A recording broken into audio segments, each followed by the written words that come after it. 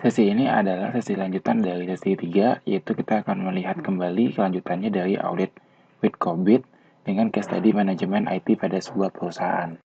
Berikutnya, kita masuk kepada step yang ke-9, yaitu penyusunan program implementasi.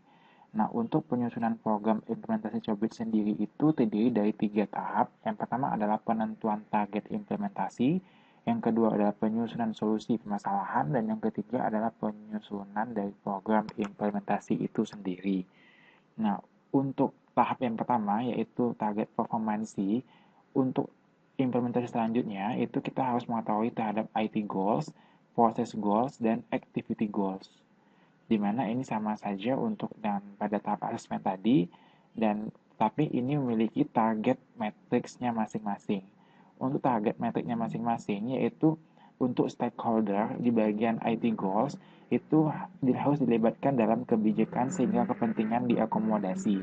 Lalu kemudian proses IT akan terminimalisasi, terhenti, dan meskipun terhenti dilakukan secara cadangan sehingga fungsinya tetap berjalan.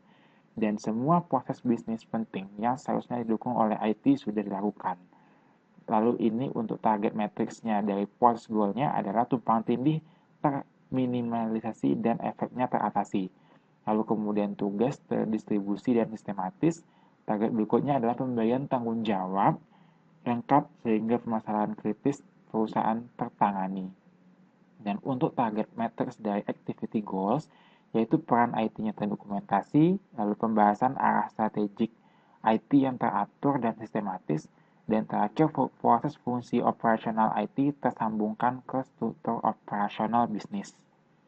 Di mana ini juga nanti akan menggerakkan untuk proses goal dan target metric ini juga akan menggerakkan untuk IT goals. Nah, untuk rekomendasi implementasi, yaitu ini ada 6 rekomendasi PO4 untuk mencapai maturity level rata-rata industri yaitu 2,11. Dan ini ada pertimbangan untuk implementasinya, ada pengaruh bagi perusahaan dalam skala 0 sampai 10, dimulai dari 0 itu kecil dan 10 itu sangat besar. Lalu juga nanti ada rasio resiko biaya dalam skala 0 sampai dengan 10, di mana 10 juga sangat besar, dan prioritas untuk implementasinya. Nah, yang pertama rekomendasinya adalah perlu adanya teknik umum untuk mengatur hubungan penjual dan organisasi IT, di mana ini untuk pengaruh bagi perusahaannya skalanya 5 dan untuk rasio risiko biayanya 3 dan prioritas untuk implementasinya adalah sedang. Yang kedua adalah fungsi dan aktivitas IT bersifat proaktif dan diimplementasikan secara konsisten. Di sini untuk pengaruh skalanya adalah 6 dan rasio biayanya itu 5, sedangkan prioritasnya ini adalah tinggi. Dan yang ketiga adalah IT dilibatkan dalam semua proyek bisnis. Ini dapat skala 6 dan rasio risiko biayanya itu 4 dan prioritasnya tinggi. Lalu rekomendasi keempat adalah fungsi IT merupakan fungsi penting bagi proses bisnis organisasi secara keseluruhan. Ini juga untuk pengaruh bagi perusahaan skalanya 7 atau termasuk cukup tinggi dan rasio risiko biayanya itu adalah 4 dan prioritas implementasinya tinggi.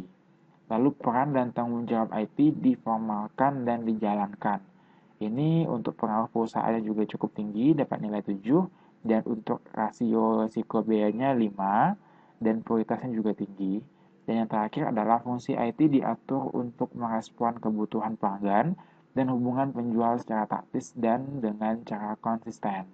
Ini juga dapat skala 6 dan rasionya 5 dan juga untuk prioritasnya adalah tinggi. Ini bersumber dari maturity model PO4 COVID 4.1.